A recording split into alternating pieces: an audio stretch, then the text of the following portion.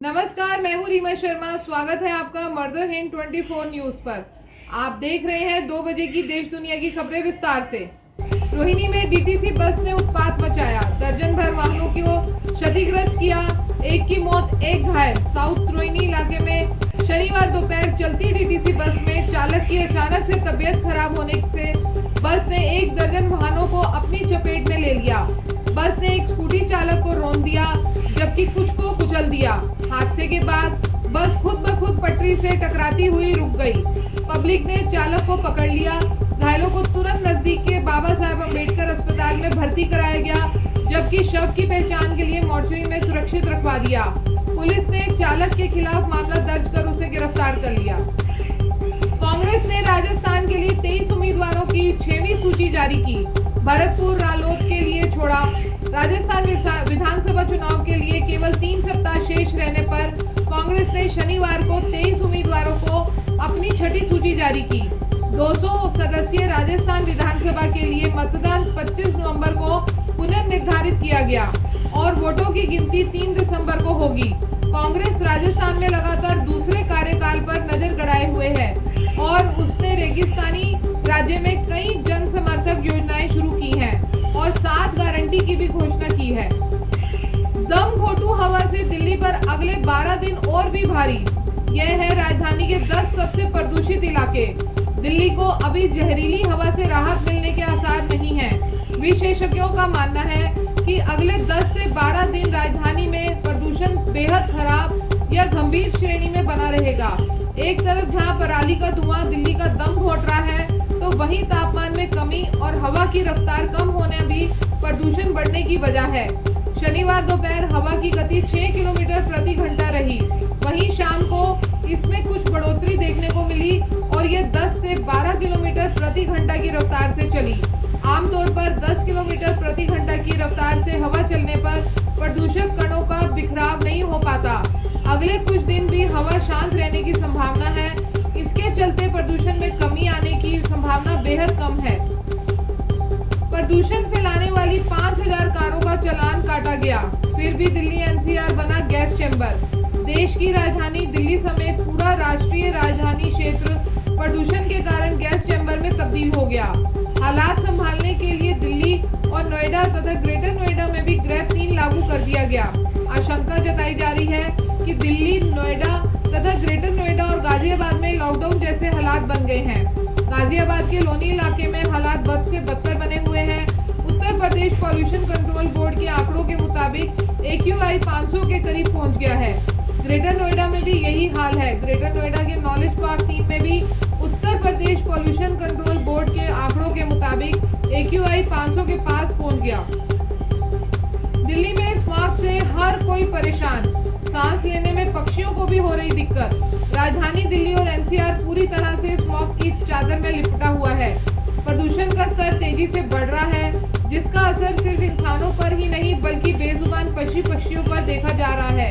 शनिवार सुबह को दिल्ली में वायु गुणवत्ता सूचकांक 400 के पार दर्ज किया गया। पक्षियों पर प्रदूषण के असर पर पशु चिकित्सक हर अवतार सिंह ने कहा कि जिस तरह इंसानों को प्रदूषण के कारण दिक्कतों का सामना करना पड़ रहा है, उसी तरह पक्षियों में भी इसका असर देखने को मिल रहा है। पक्षियों में सबसे ज्यादा कबूतरों की संख्या है। जिन लोगों के पास मुर्गियां हैं, उन्हें भी सांस लेने में दिक्कत हो रही है। हर दिन 8 से 10 पक्षी आ रहे हैं अस्पताल में।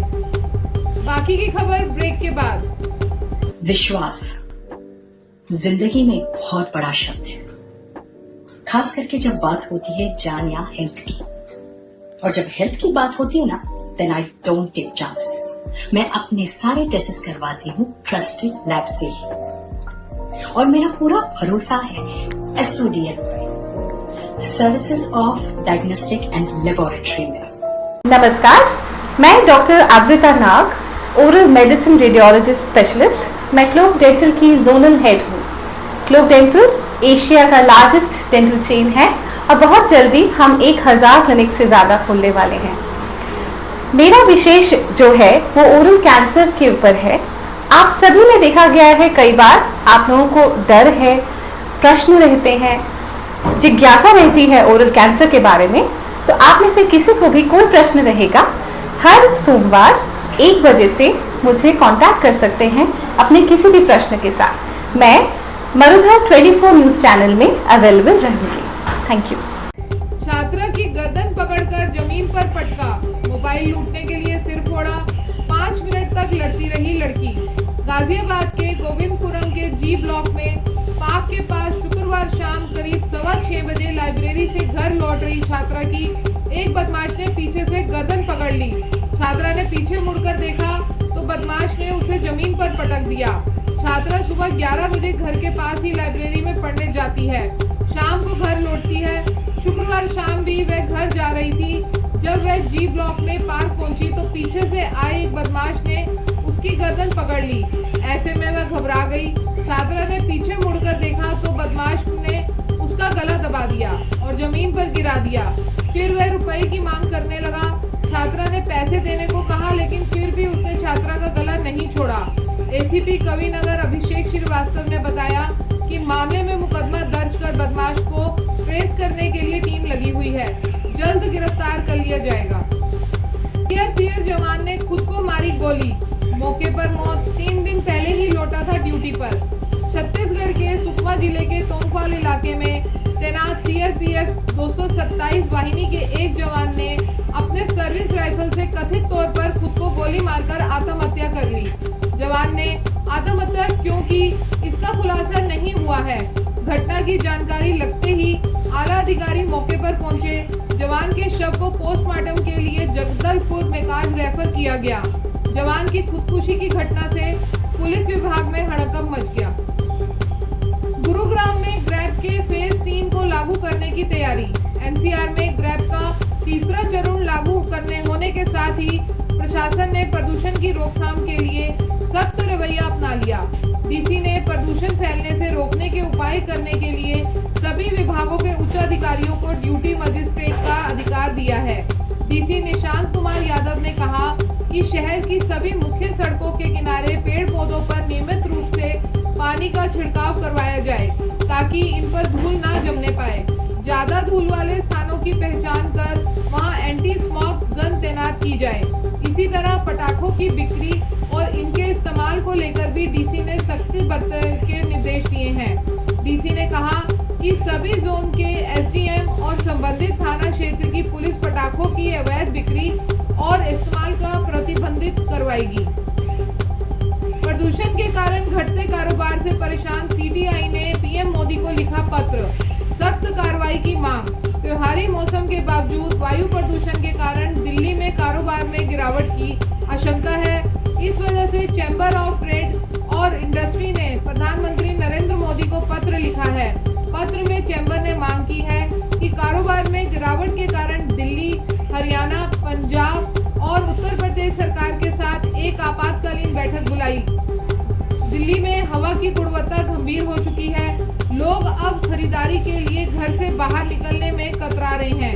उन्होंने बताया कि आम दिनों में रोजाना करीब 3 से 4 लाख लोग एनसीआर से दिल्ली आते थे और अब सिर्फ 1 लाख लोग ही दिल्ली आ रहे हैं। गाजा छोड़कर जाने वाले लोगों को हमास आतंकी देखते ही मार रहे गोली। वीडियो में दिखी बर्बरता। वीडियो में दिखा कि कथित तौर पर हमास द्वारा सड़कों पर कम से कम 1 दर्जन गाजा निवासियों की गोली मारकर हत्या कर दी गई जब वह हमास नियंत्रित क्षेत्र के उत्तर से दक्षिण की ओर भागने की कोशिश कर रहे थे। वीडियो में एक आदमी अल रशीद समुद्र तट सड़क पर साइकिल चलाते हुए नरसरहा का वीडियो बना रहा है, चिल्ला रहा है। कैमरा शवों पर केंद्रित है, उनमें से कई खून से लथपथ पड़े हैं। न्यूयॉर्क पोस्ट की रिपोर्ट के अनुसार एक अलग पोस्ट में लेखक और पत्रकार अमजद ताहा ने कहा कि हमास के स्पाई पर्स ने दर्जनों लोगों को कैमरा मार डाला, जिनमें महिलाएं और बच्चे भी शामिल थे। उन्होंने लिखा, वह उन्हें मानव ढाल के रूप में उपयोग करना चाहते हैं और जो भी वहां से निकलने का प्रयास करेगा उसे मार देंगे। इसी के साथ हमें दीजिए इजाजत। नमस्कार।